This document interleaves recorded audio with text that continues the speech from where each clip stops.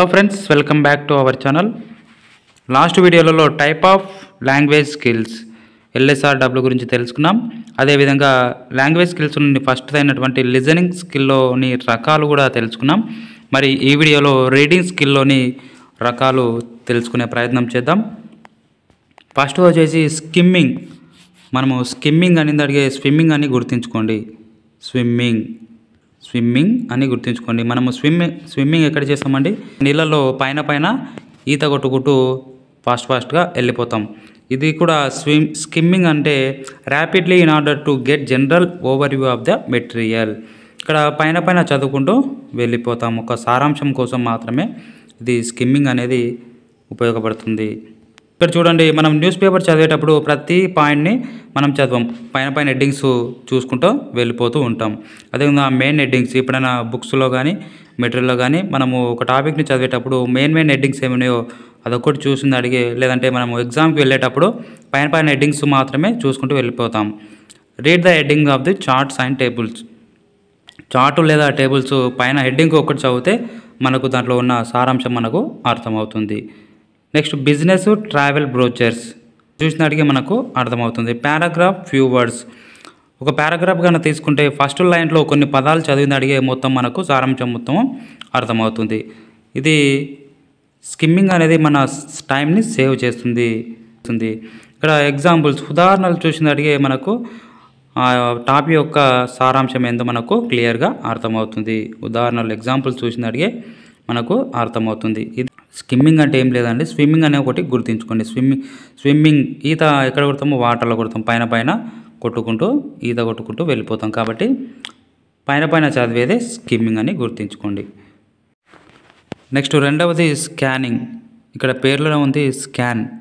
మనము కావాల్సిన దాన్ని మాత్రమే స్కాన్ చేస్తాం. మనం ఎప్పుడైనా డయాగ్నోస్టిక్ సెంటర్కి వెళ్ళినప్పుడు మనకు శరీరంలో ఎక్కడైతే దెబ్బ తగులుతుందో అక్కడ మాత్రమే స్కాన్ చేసి ఆ లోపాన్ని తెలుసుకుంటాం. ఇక్కడ చూడండి, reading rapidly in order to find specific particular facts. మనకు కావాల్సిన దాన్నే మనము చదువుతాం. ఇక్కడ చూడండి, ఫోన్ డైరెక్టరీలో నంబర్స్ కానీ, తర్వాత ఏ వర్డ్ ఇన్ ద డిక్షనరీ. మనం ఒక డిక్షనరీలో ఒక పదాన్ని వెతుకుతాం కాబట్టి పర్టికులర్గా ఆ పదాన్ని మాత్రమే వెతుకుతాం. కాబట్టి ఇది స్కానింగ్ కిందికి వస్తుంది. Next looking for numbers, example dates, statics. Referring time tables and index.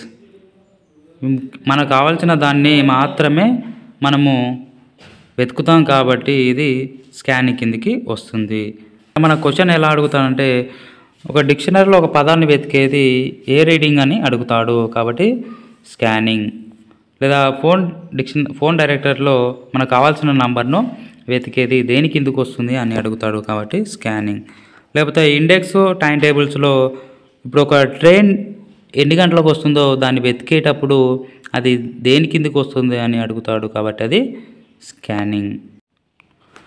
Next skipping అనగా పదాలు చదివేటప్పుడు మధ్యలో చిన్న పదాలు వదిలేసినా కూడా మనకు అర్థమవుతుంది. ఇక్కడ స్కిప్పింగ్ అంటే మనము యూట్యూబ్లో ఒక వీడియో చూసేటప్పుడు ఫస్ట్ యాడ్ వస్తుంది. యాడ్ వచ్చిన తర్వాత ఒక 5 సెకండ్లు వచ్చిన తర్వాత స్కిప్ అనే ఆప్షన్ కనిపిస్తుంది మనకు. స్కిప్ చేయండి అని.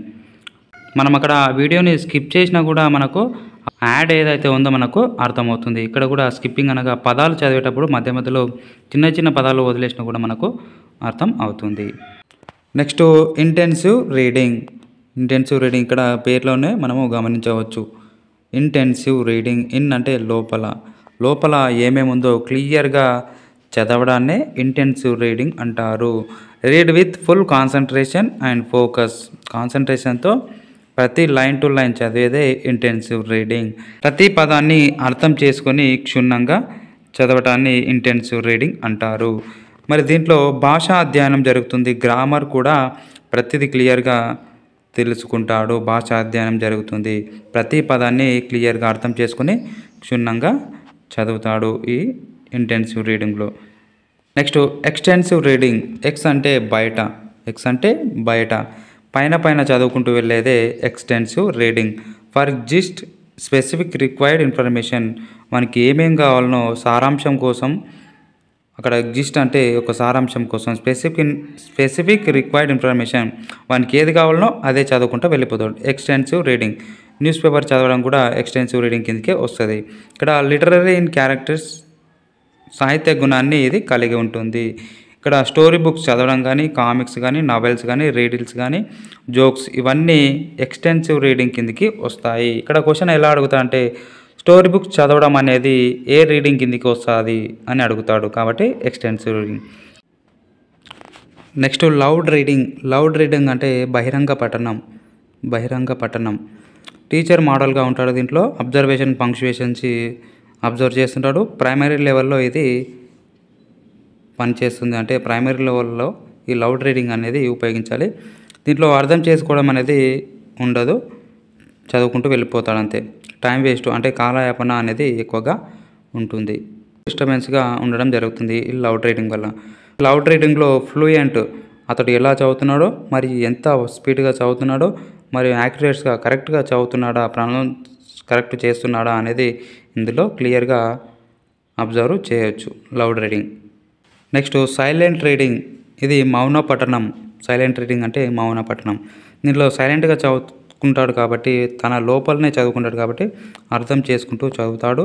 మరి ఇది హయ్యర్ లెవెల్లో సెకండరీ క్లాసులలో ఎక్కువగా ఉపయోగపడుతుంది. ఇది టైంను మరియు ఎనర్జీని సేవ్ చేస్తుంది. ఇక్కడ మౌనంగా చదువుకుంటాడు, లోపల చదువుకుంటాడు కాబట్టి మనకు టైం సేవ్ అవుతుంది, మరియు ఎనర్జీ కూడా సేవ్ అవుతుంది. ఇక్కడ పీస్ఫుల్ అంటే ఇతరులకు ఇబ్బంది, డిస్టర్బెన్స్గా ఉండకుండా ఉంటుంది. Next method of teaching reading skills. ఈ రీడింగ్ స్కిల్ని పిల్లల్లో పెంపొందించేటప్పుడు కొన్ని పద్ధతులు ఇవ్వడం జరిగింది. అందులో ఒకటి సింథటిక్ మెథడ్ మరియు ఒకటి అనలైటిక్ మెథడ్. రెండవది అనలైటిక్ మెథడ్, సింథటిక్ మరియు అనలైటిక్. అందులో ఫస్ట్ సింథటిక్ మెథడ్లో మళ్ళీ 3 విధాలుగా నేర్పించడం జరుగుతుంది.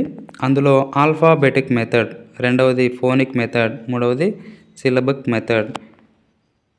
ఇక్కడ ఫోనిక్ మెథడు ఎందులో భాగం అని అడుగుతాడు. సింథటిక్ మెథడ్లో 3 మళ్ళీ పద్ధతులు ఇవ్వడం జరిగింది. ఫస్ట్ది ఆల్ఫాబెటిక్ మెథడ్. దీంట్లో ఫస్ట్ ఆల్ఫాబెట్స్లోని అక్షరాలు నేర్పించి, తర్వాత సిలబల్స్ నేర్పించి, నెక్స్ట్ వర్డ్స్, తర్వాత సెంటెన్స్ ఒక సీక్వెన్స్ ప్రకారంలో ఈ ఆల్ఫాబెటిక్ మెథడ్లో నేర్పించడం జరుగుతుంది.